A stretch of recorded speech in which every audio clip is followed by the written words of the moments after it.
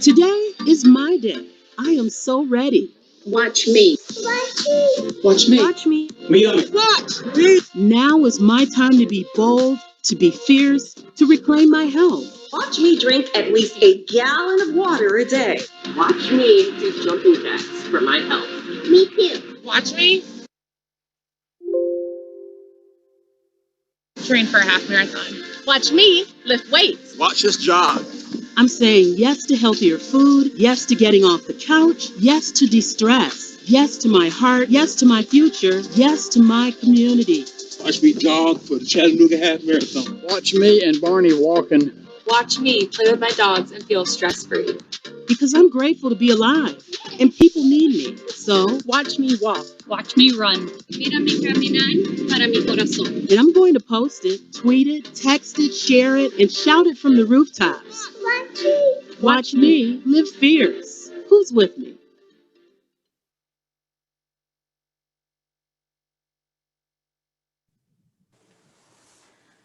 Good afternoon, everybody. That little video just got me so excited. It was so inspirational.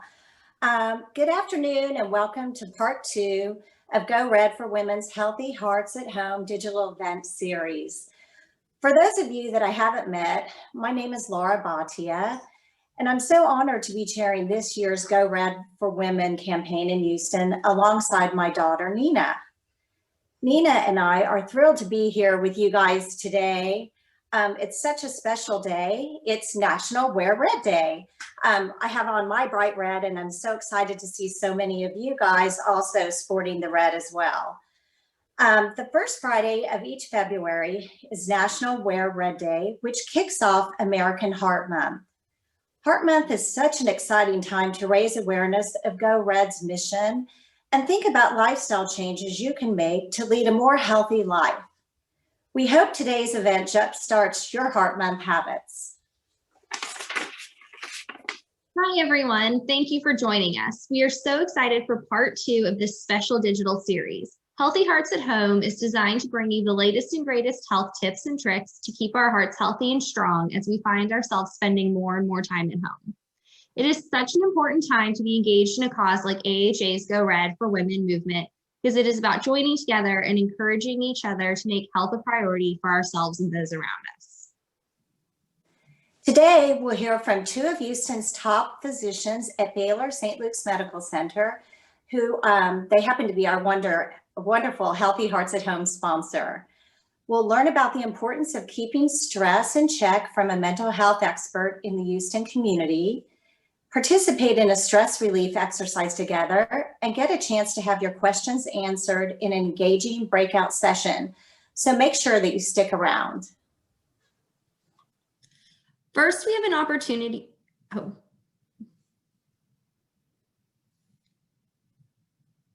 First, we have an opportunity to hear from Maureen Hackett, president of the Maureen Hackett Foundation and founder of the Hackett Center for Mental Health. Maureen has worked in the philanthropy sector in various positions for over 40 years. Maureen's family constitute a philanthropic team committed to their combined passions. Their priority is to act as agents of change in the realm of behavioral and mental health with a focus on awareness and education, research and treatment, and the eradication of the stigma associated with mental illness.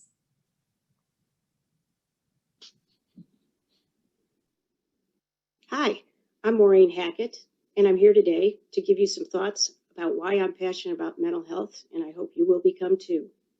So let me be completely transparent and let you know I'm not a doctor, I'm not a psychiatrist, a psychologist, a social worker, a teacher, a politician, a lawyer, or even a wizard. But keep that to yourself, because my grandchildren really think that I am. I have eyes in the back of my head, as they say. I've been a passionate advocate for mental health for most of my life, 40 plus years. I grew up in a large family. My father stopped working when he was 40 years old due to depression. We didn't talk about it at that time, and he turned to alcohol. So I became very curious why that happened and how we might be able to help others avoid that Band-Aid that he had chosen. So let's talk about some statistics. So the incidence of mental health problems in the United States before the pandemic in adults was 20%, 1 in 5. After the pandemic, the incidence is at 53%. There's a lot of reasons for that that I'm sure you can guess and you can articulate better than I can. So I see the pandemic, fortunately or unfortunately, as being the silver lining for all of us to act on the fact that there is no health without mental health. And your head is attached to your body.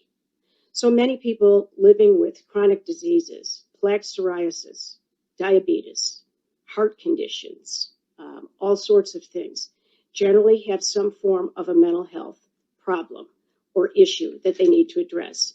And once they do, you may see that their physical health increases to be better.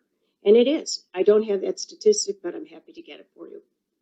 So my work in mental health is to change people's minds, to educate people that people with mental health issues are just like people with chronic diabetes issues, and we must take care of the head and the heart and the body.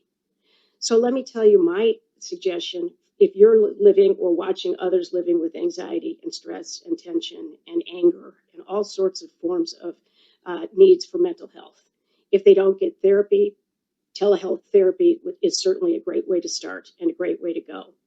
But if you want to do something every day that's a little different, that'll keep you focused on what it is you need to get through every day, do a few things. Play music really loud. Walk to your grocery cart dancing, listening to, I don't know, Whitney Houston or Fats Domino in your earpods. Read a book. Take a warm bath. If you need a good cry, take a shower. Cry in the shower. If you need a hug, tell your little grandchild or your dog or your cat that you need a hug. If you need to scream, step outside. Let it rip. I do that. So what I'm saying to you today is take care of you first before you can take care of anybody else, your family, your employees, people that work for you, people you work with. Take care of you. Do a few things out of the ordinary.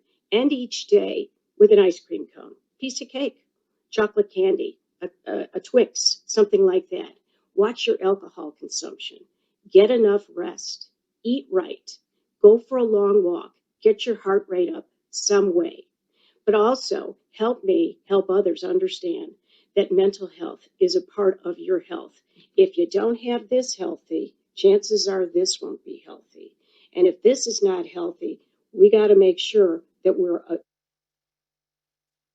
cognizant of the fact that you're suffering up here. This is attached to this. So with that in mind, have a great day. Enjoy this evening and this celebration of the heart and the head. God bless.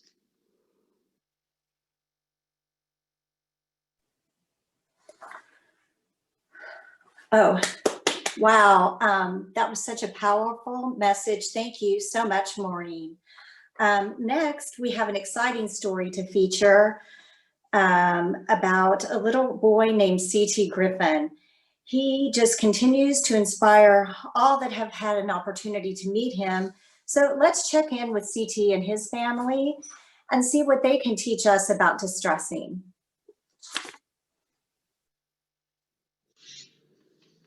Hello, hello. Hi there. Happy Friday. Happy National Go Red and Wear Red Day. I'm so excited that you're here, and I'm happy to be here with you.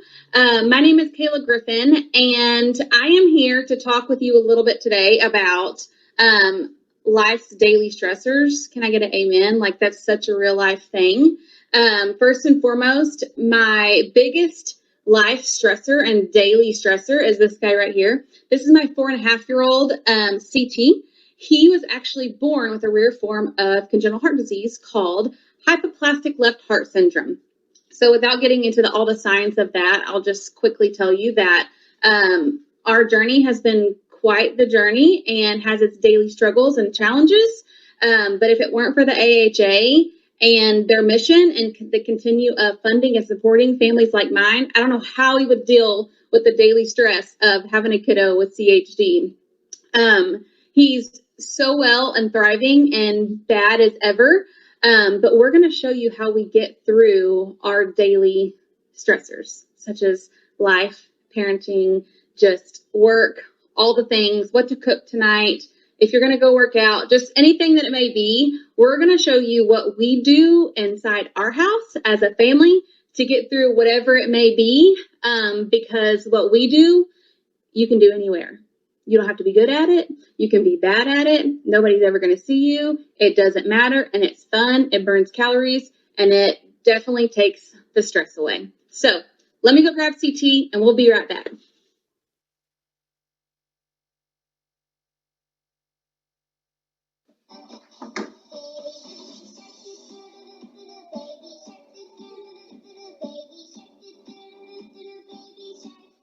Remix.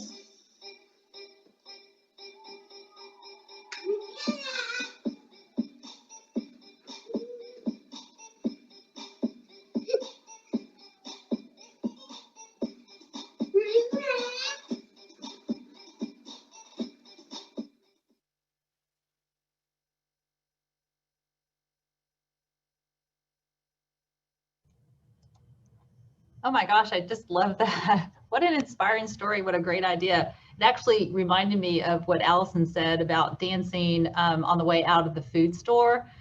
So unfortunately, I don't have quite the same moves as CT, but I think I could work on those.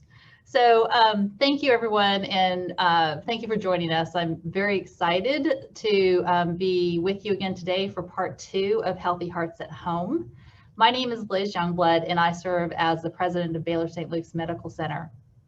I am so proud of the long time relationship that Baylor St. Luke's has had with the American Heart Association. One of the things that I'm particularly proud of is our engagement of the signature Go Red for Women campaign, which is what actually brings us here together today. So Baylor St. Luke's is excited to serve as a sponsor of Go Red's Engaging Healthy Hearts at Home series in order to ensure that you have the latest and greatest health information that you need to make sure you're keeping your hearts healthy during this challenging time. This event series is designed to give you the opportunity to hear from our talented physicians and healthcare professionals so that when you leave, you're empowered to take charge of your health and stay healthy at home. Today's topic of stress management is especially important right now. And as a healthcare provider during a pandemic, that's our job, but it's been very stressful for many of the folks that work in healthcare. And we've got a lot of good things happening now with the vaccine, but trying to vaccinate lots and lots of people on top of taking care of a lot of very sick people can be very stressful for healthcare providers. And so it's important for us all to remember to take a moment and take care of ourselves too. And now I'd like to introduce our Doc Talk segment featuring 2 of Baylor St. Luke's Medical Center's top physicians, Dr. Amy Woodruff and Dr. Arania Provenza. Both of you are wonderful physicians. We're so grateful to be able to work with you, and thank you both for joining us today. Thank you, Liz. Thank you for asking me to join you today. As she said, I'm Dr. Woodruff. I'm a cardiac electrophysiologist at St. Luke's in the Texas Medical Center. And I'm joined today by my colleague, Dr. Arania Provenza, who's a cardiothoracic surgeon here at St. Luke's. So basically, I'm a doctor who specializes, a heart doctor who specializes in rhythm disorders of the heart. And today's topic is right up my alley, which is stress and its implications on cardiac health. So have you ever felt like your heart pounding when you're scared, or maybe you're getting ready to give a speech and you just break out into a cold sweat? Well, those are examples of our body responding to stress. And have you ever really thought about why our body physically responds this way? Well, basically, when our body perceives a threat, our stress may cause a flight or fight mechanism or a syndrome to occur. And just when I'm talking about this, think about a tiger in a jungle, and all of a sudden you're walking through the jungle, and so the tiger jumps out. And so all of a sudden a rush of hormones occurs that then cause physical reactions. And these hormones are really meant to protect us. They're there to cause our heart to beat faster, our eyes get really big, our blood vessels constrict, and our breathing rate goes up. And so this is really a normal response to an acute stress, which is like a pressure situation. It's supposed to be protective to us. It's supposed to be, and it can be a positive thing because it allows you to react quickly in a situation, and it may actually allow us to do a better job. But the problem is, in our world, we have a lot of negative stressors and we have some positive stressors too. Positive stressors may be getting married, or they might be getting a new job or getting a job promotion. But then, of course, I've never seen people so stressed as right now in the world of, worrying about money and traffic and health situations like COVID and the politics. And then, of course, we have constant information overload occurring. Everybody's got their smartphone, their tablet, everybody's checking emails. So we've actually become chronically exposed to stress. And what was meant to be protective to us has now become a problem, because chronic stress actually becomes distress when stress has been there too long. So, chronic stress, when these hormones are circulating for a prolonged period of time, it leads to sleep problems, anxiety attacks. People come into our emergency room with chest pain. They're having headaches. They're having fatigue. And so what's happening is chronic stress is leading to continued elevations of these hormones, such as epinephrine or cortisol. These hormones were really meant there to basically save us when we had an acute problem, or they might be there for a longer period of time to help us kind of cognitively coordinate how we're going to deal with our emotions and our response to stress. But what was supposed to be good has actually become bad. And so when you have chronically these long-term activation of these systems in our body, it increases the risk for many diseases. So long-term, what happens is these hormones can cause an elevation in our cholesterol. They can depress our immune system, making us more susceptible to disease. We see inflammation increase in our body, and we also see altered metabolism of sugar, leading to a pre-diabetic state. And then, of course, the second problem with stress is that it causes us to sometimes do things that aren't the best to try and help mitigate our stress. And so you see examples of people going to the bar after work and drinking too much, people smoking to try and relieve anxiety, people eating too much, eating a pint of Bluebell every night because it's COVID. So it's important that interestingly, people may not know this, about 75% of all doctors' office visits are for conditions that may be affected by stress. And so it's really important that we, first of all, acknowledge stress, and then we talk about how can we make stress less impactful on our health. And I didn't know if, Rania, do you have something to add in terms of what I said, or kind of what are your thoughts? I think, thank you, Amy, and really thank the American Heart for putting this series together.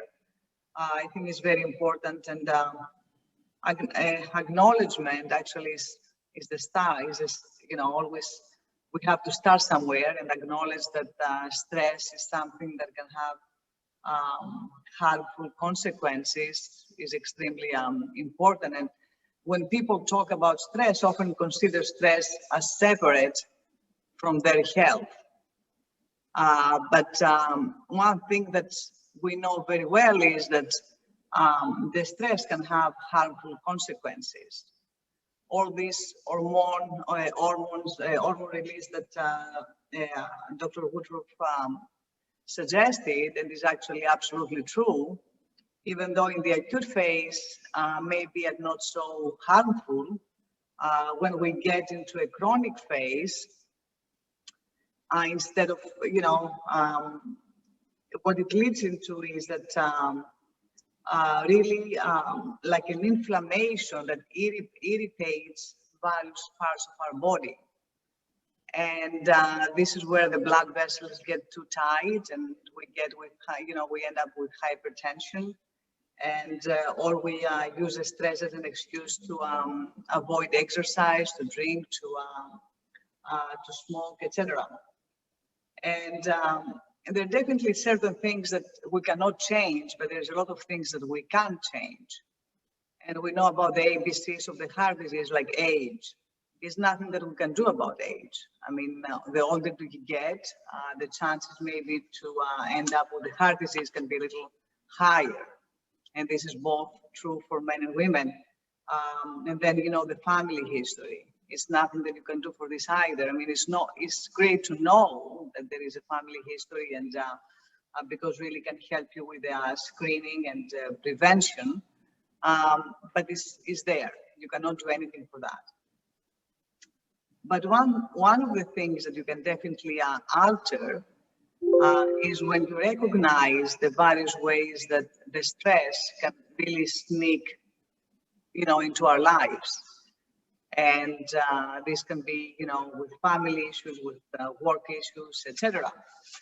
And the important thing here is, instead of having the stress to use it as an excuse, I think it's extremely important to let the stress like really motivate us, and motivate us in a way that after a stressful day, instead of avoiding exercise or avoiding or being depressed or just being isolated, I think it's going to be a great way of trying to, I mean, during COVID, we cannot really get together with friends, but we can still talk with friends and family. And there are different ways of doing that via FaceTime, phone, Zoom, anything that you can think about. But it's really socializing, not be isolated, talk to friends, use really stress as a motivator to exercise instead of avoiding exercise is actually extremely important. And really, in a way, it's like you have to avoid the factors that activate this body inflammation, because what the stress is like inflammation. And in the acute stage, the inflammation is really what our immune system using for healing and against, you know, an illness.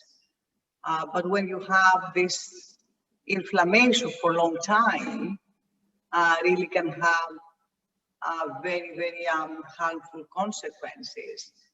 And even though we don't really think heart to be one of them, it's true that heart disease today is actually the leading cause of death in women.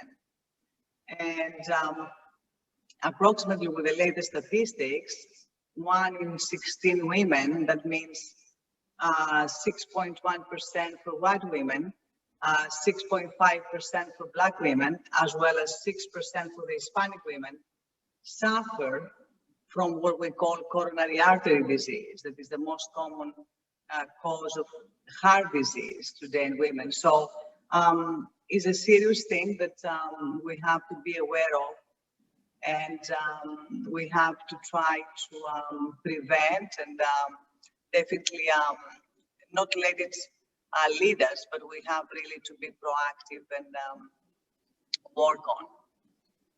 Absolutely. And, you know, I tell my patients there are good ways to try and manage your stress, and then there are bad ways to try and manage your stress. I think you have to first acknowledge that you have stress. Maybe you can identify more specifically the factors. You need to try and avoid the situation. Some of us go right back into the situations that we know are stressful. Mm-hmm. If we can alter our situations, that sometimes is also helpful, but trying to adapt, to accept challenges. But I mean, I think the good ways to try and relieve stress are eating healthy, obviously not smoking, getting exercise, practicing mindfulness techniques. And that's a variety of, some people may choose yoga, but obviously there are healthy ways. And then what you and I probably see are some of the manifestations or the implications of unhealthy ways to manage stress. And I think that's what they meant when they quoted 75% of patients are going to see doctors because of conditions that are related to stress. Obviously, I'm sure people who smoke feel a sense of relief when they smoke, and then you and I end up seeing them, particularly you, who people come in with lung masses and eventually lung cancer. And so There are healthy ways to try and deal with stress, and then there are unhealthy ways to deal with stress. And obviously, you know, we want people maintaining an ideal body weight. We want people, you know, treating their numbers. They should know their cholesterol numbers. They need to treat depression if it's present. But in this time of COVID, it's probably become a little more challenging, don't you think, Rania? Yeah, absolutely. And we have to be aware of that. And one thing that maybe, you know, we can mention also is about maybe some of our, our audience have heard of is the broken heart syndrome. You know, what we call like the stress cardiomyopathy. Maybe they heard about this, and this is really a result of physical as well as emotional stress. Can be either. I mean, Right. Physical can be because you have an illness or you have high fever, but definitely can be a result of also of emotional stress. Right. Another name of this is Takotsubo or apical ballooning cardiomyopathy or stress cardiomyopathy. And this is something reversible, but can happen and can really, lead to a severe cardiac dysfunction. So these are things that definitely we have to be aware of. And as Amy said, we try to really work on and try to and help ourselves and of course help others. Well, I'm sure we're going to get lots of questions in the breakout sessions. I think Dr. Provenza and I, you know, we're very thankful for being asked to be here today. We're honored to be part of the Go Red for Women movement. I think it's incredibly relevant that we're talking about this. And we hope you stick around for the breakout sessions in the next few minutes and ask your burning questions. Before we head to the breakout rooms, let's put our knowledge into action, and then we're going to do a body relaxation scan, which is a quick and easy way to de-stress at home. So I'm looking forward to this. Absolutely. Thank you so much, doctors. That is very helpful information. My name is Lori Maloney, and I am the owner and founder of Unwind Meditation Studio here in Houston. And I teach meditation and mindfulness. And meditation is actually scientifically proven to help reduce and alleviate stress and anxiety, and go from that fight or flight mode into rest and de-stress. So get into a comfortable, relaxed position. Allow a slight arch to your lower back so that your upper back feels supported. And we're going to do a brief body relaxation scan.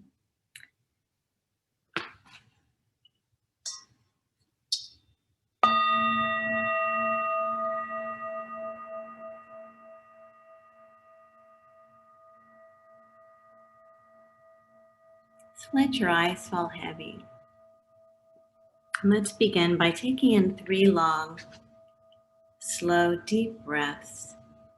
Inhaling slowly and deeply through your nostrils, and exhaling slowly and fully through your nostrils. This sends a signal to your body to relax.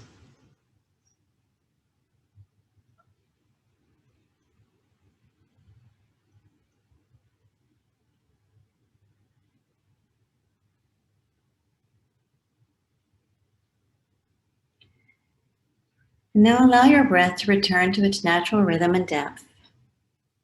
And throughout this practice, you'll breathe naturally, ideally through your nose. So bring your awareness now to your scalp. Soften your scalp. Soften your forehead. Soften your eyes and the muscles around your eyes.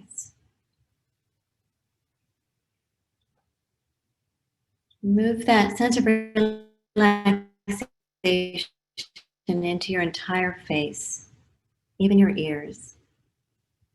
Relax your mouth.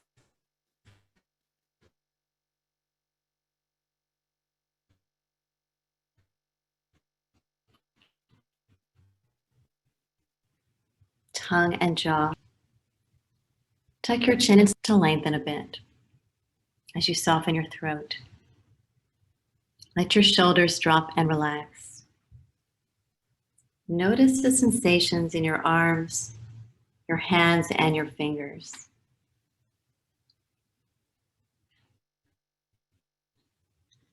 Feel the support of the chair beneath you and relax your pelvis. Bring your attention now to your spine. Notice it reaching from your tailbone to the base of your skull, like a tree reaching for the sky.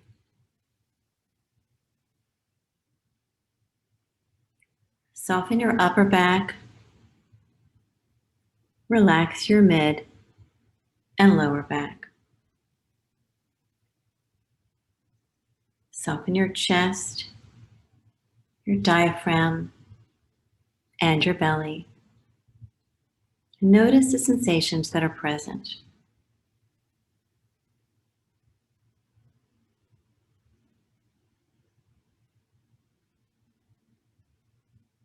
Notice your left leg from your hips all the way down to your toes. And notice your right leg from your hip all the way down to your toes. Feel your whole body present, relaxed, and still. Notice the subtle sensations of being alive, your pulse, any tingling you might notice, and your heartbeat.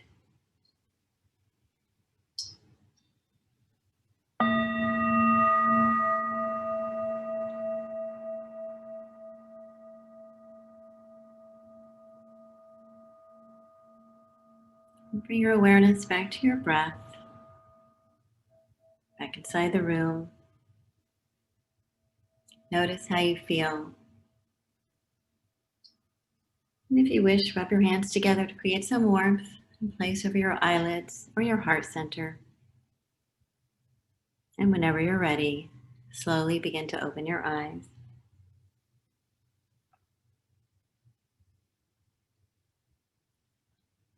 Thank you so much for having me as a guest today, and I hope that that small little relaxation scan helped to release a little bit of stress for you all today.